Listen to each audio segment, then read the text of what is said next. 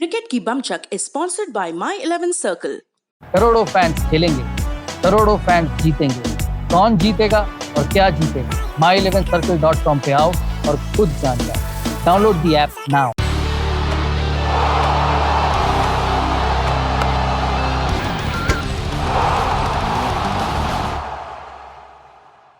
Mumbai Indians ने Delhi Capitals को 57 run से हराकर अपने छठे फाइनल्स में प्रवेश कर लिया है। मुंबई इंडियंस डिफेंडिंग चैंपियंस भी है, 4 बार आईपीएल का खिताब जीत भी चुकी है और इस टूर्नामेंट की इस सीजन में सबसे ज्यादा डोमिनेटिंग टीम भी लगी है, क्योंकि सबसे पहले अपना क्वालिफिकेशन बर्थ सील कर लिया मुंबई इंडियंस से। बाकी टीम्स को अगर देखें तो आखिरी के 2 दिन में जो लीग के मैचेस थे उसमें बाकियों ने अपना अपना पोजीशन सील किया। मुंबई इंडियंस की जर्नी की बात करें इस आईपीएल में, अब तक तो 2 मैचेस उनके सुपर ओवर में गए। एक तो पहला रॉयल चैलेंजर्स बैंगलोर के खिलाफ जिसको मुंबई इंडियंस ने जिसमें हार का सामना किया, और दूसरा किंग्स 11 पंजाब के खिलाफ जिसमें भी हार का सामना करना पड़ा मुंबई इंडियंस को। दोनों ही मैचेस दुबई में हुए थे। किंग्स 11 पंजाब के खिलाफ तो 2-2 सुपर ओवर तक बात गई, लेकिन मुंबई इंडियंस वो मैच हार गई। बट ओवरऑल पहले 7 मैचेस में 5 मैचों में जीत हासिल की, और आखिरी के जो सेकेंड हाफ में 7 मैचेस खेले गए उसमें 4 मैचेस में मुंबई इंडियंस ने जीत हासिल की। देखने वाली बात है कि कोई भी मैच जो है बैक टू बैक हार मुंबई इंडियंस को नहीं फेस करना पड़ा। जब भी हारती तो फिर स्ट्रॉन्ग कमबैक करती, और यही चीज हमने देखा कि लीग के आखिरी मुकाबले में जब सनराइजर्स हैदराबाद के खिलाफ मुंबई इंडियंस हारी तो उसके बाद स्ट्रॉन्ग कमबैक किया, क्योंकि 10 विकेट से हार का सामना करना पड़ा था। हालांकि उनकी जो ए टीम है वो नहीं खेल रही थी, क्योंकि इसमें जसप्रीत बुमराह और ट्रेंट बोल्ट नहीं थे। और क्योंकि हमने जसप्रीत बुमराह और ट्रेंट बोल्ट की बात की है, तो क्यों इतने इंपॉर्टेंट रहे हैं ये 2 प्लेयर्स टीम के कैंपेन में अब तक, ये हमें देखने को मिला जो प्लेऑफ था क्वालिफायर, पहला क्वालिफायर में भी, लेकिन उससे पहले भी दोनों के बीच में 43 विकेट्स इन दोनों ने ही चटकाए थे। ओवरऑल मुंबई इंडियंस के पेसर्स ने 60 विकेट चटकाए इन टोटल, जो कि टूर्नामेंट में सबसे ज्यादा था लीग स्टेजेस के लिए। सेकंड हाईएस्ट दिल्ली कैपिटल्स काफी पास थी 59 विकेट्स के साथ। लेकिन मुंबई इंडियंस के पेसर्स के बारे में इतनी बात इसलिए होती है क्योंकि जिस तरह का इंपैक्ट उन्होंने छोड़ा, और चाहे वो ट्रेंट बोल्ट हो या जसप्रीत बुमराह, हमने देखा था कि टूर्नामेंट की शुरुआत में लसित मलिंगा ने टूर्नामेंट से अपना नाम बाहर ले लिया पर्सनल रीजंस के कारण। उसके बाद जसप्रीत बुमराह और फिर ट्रेंट बोल्ट ने पूरी तरह से कमान संभाला। ट्रेंट बोल्ट शुरुआत के पावर प्ले ओवर्स में जो है झटका दे देते थे बड़ा दूसरी टीम को, ताकि जो है बुमराह का इस्तेमाल ज़्यादा से ज़्यादा मिडिल ओवर्स में और डेथ ओवर्स में किया जा सके। और एक खास चीज़ ये रही कि बुमराह जो है इन जनरल हमने देखा है कि मिडिल ओवर्स में बहुत ज़्यादा इस्तेमाल नहीं किए जाते, लेकिन इस सीज़न मिडिल ओवर्स में भी उनका बहुत इस्तेमाल हुआ। एक मैच में तो उनको अपना पहला ओवर 9th ओवर के तौर पर मिला, और कायरन पोलार्ड से वो लगातार गुहार कर रहे थे, उनकी तरफ देख रहे थे कि उन्हें ओवर मिल जाए। तो क्योंकि ट्रेंट बोल्ट शुरुआत के ओवर्स में बहुत अच्छी गेंदबाजी कर रहे थे, पावर प्ले में लीग स्टेजेस में उन्होंने 12 विकेट निकाल लिए थे, तो बुमराह को आसानी से मुंबई डेथ ओवर्स में और मिडिल ओवर्स में एक एक ओवर के स्पेल में यूटिलाइज कर पा रही थी। तो ये तो हो गई उनके 2 पेसर्स की बात जो उनके टॉप नॉच प्लेयर्स रहे हैं। और इनफैक्ट प्लेऑफ में जो पहला क्वालिफायर दिल्ली कैपिटल्स के खिलाफ खेला उसमें भी 6 विकेट दोनों ने मिलकर चटकाए। ट्रेंट बोल्ट ने पहले ही ओवर में 2 विकेट निकाल लिया, और उसके बाद फिर अजिंक्य रहाणे और पृथ्वी शॉ को आउट करके, और उसके बाद जसप्रीत बुमराह ने 4 विकेट निकालकर दिल्ली कैपिटल्स के खिलाफ बड़ी जीत दिलाई मुंबई इंडियंस को, डोमिनेंट जीत दिलाई मुंबई इंडियंस को। और बल्लेबाजी की तरफ अगर ध्यान दें अभी, तो सूर्य कुमार यादव और ईशान किशन सबसे बड़ा पॉजिटिव मुंबई इंडियंस से निकल के आता हुआ हमें दिखा इस सीजन। ईशान किशन उन्होंने 99 रन बनाए थे। सौरभ तिवारी को इंजरी हुई थी। सौरभ तिवारी ने पहले मैच में चेन्नई सुपर किंग्स के खिलाफ 40+ का स्कोर बनाया था, उनको इंजरी हुई, इसीलिए ईशान किशन की जगह बनी। रॉयल चैलेंजर्स बैंगलोर के खिलाफ जो मैच सुपर ओवर तक गया उसका श्रेय जाता है ईशान किशन को।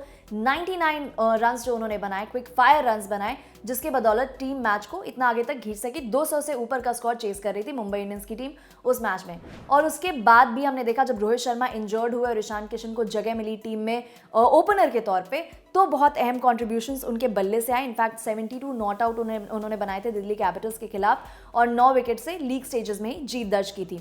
तो ओपनिंग स्लॉट पे खास करके अच्छी परफॉर्मेंसेस उनकी आई, और सूर्य कुमार यादव ये सीजन उनके लिए बहुत स्पेशल रहा है, क्योंकि पिछले 2 सीजन्स में तो हमने देखा अच्छी परफॉर्मेंसेस दे ही रहे थे, लेकिन इस सीजन उसी फॉर्म को कंटिन्यू किया। बहुत सारी बातें हुई कि क्यों उनको इंडियन टीम में नहीं लिया जा रहा, और उसके बाद जो है जो मैच खेला रॉयल चैलेंजर्स बैंगलोर के खिलाफ 79 नॉट आउट बनाए और अपनी टीम को एक और जीत दिलाई, क्रूशल 2 पॉइंट्स दिलाए।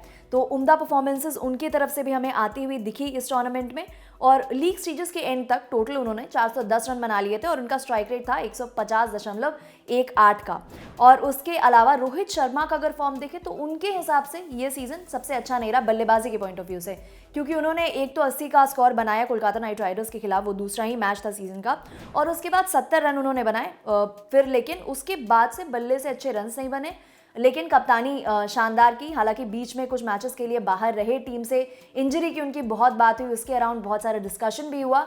आखिरी मैच लीग स्टेज का जो था सनराइजर्स हैदराबाद के खिलाफ, उसमें कप्तानी करने उतरे, बल्लेबाजी करने उतरे, बल्लेबाजी में कुछ खास रंग नहीं दिखा सके, टीम हार भी गई वो मैच। लेकिन फिर प्लेऑफ्स में जो है अपनी टीम को जब गई टीम तो पहले क्वालिफायर में कप्तानी से इंस्पिरेशनल रहे थ्रू आउट।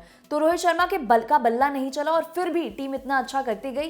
ये दिखाता है कि मुंबई इंडियंस की बल्लेबाजी में कितना डेप्थ है, ओवरऑल टीम में कितना डेप्थ है, कि किसी एक प्लेयर पे टोटली ये बहुत ज़्यादा निर्भर नहीं है। और उनकी लग्जरी ऐसी रही कि क्रिस लिन को भी इस्तेमाल करने की जरूरत नहीं पड़ी। और ये भी खास बात रही मुंबई इंडियंस के अभी तक के कैंपेन में कि बहुत ज़्यादा अपने प्लेइंग 11 में बदलाव नहीं किया, लिमिटेड नंबर ऑफ प्लेयर्स के साथ गए, प्लेयर्स को सिक्योरिटी दी कि जो भी प्लेयर है उस पर पूरा फेथ दिखाया जाएगा, कहीं बीच में उसको थोड़ा बहुत फॉर्म अगर ब्लिप भी हो तो उसे ड्रॉप नहीं किया जाएगा।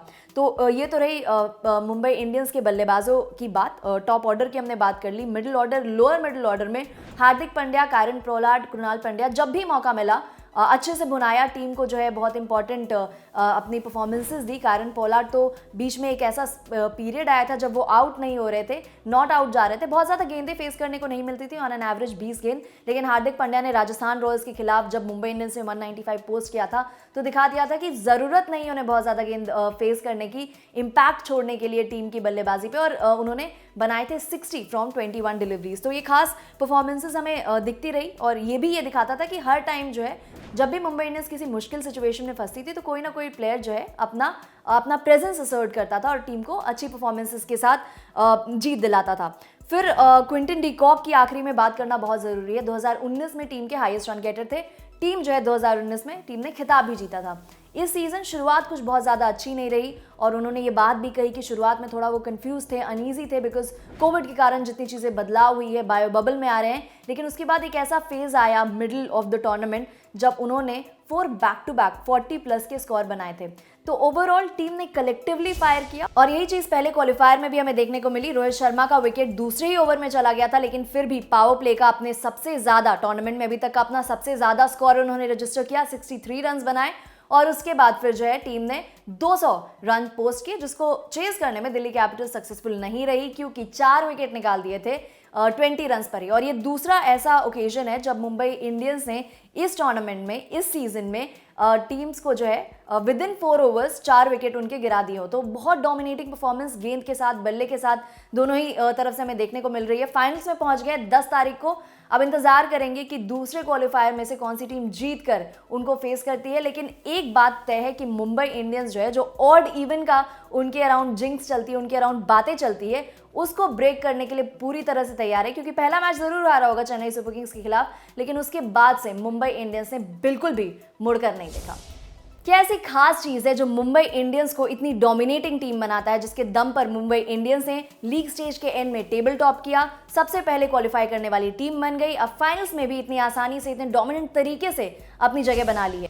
कौन सा ऐसा मोमेंट है, कौन सा ऐसा प्लेयर है जो आपको लगता है जिसने मुंबई इंडियंस के इस कैंपेन में अपना बड़ा छाप छोड़ा है, जिसके दम पर आपको लगता है कि मुंबई इंडियंस ने टेबल टॉप किया, सबसे पहले क्वालिफाई करने वाली टीम बन गई और अब इतनी आसानी से, इतने डोमिनेंट तरीके से फाइनल्स में भी पहुंच गई है? ऐसा मोमेंट, ऐसा प्लेयर, ये सब आप जरूर हमें बताइएगा कमेंट सेक्शन में। हम जानना चाहेंगे कि आपको क्या लगता है, क्या बनाता है मुंबई इंडियंस को इतना खास। बहुत सारे आईपीएल से रिलेटेड वीडियोस आपके पास आते रहेंगे, हम आपके साथ जुड़े रहेंगे आईपीएल के एंड तक। तो देखते रहिए दी ललन टॉप। धन्यवाद। कैमरे के पीछे राशिद और मैं मेघा।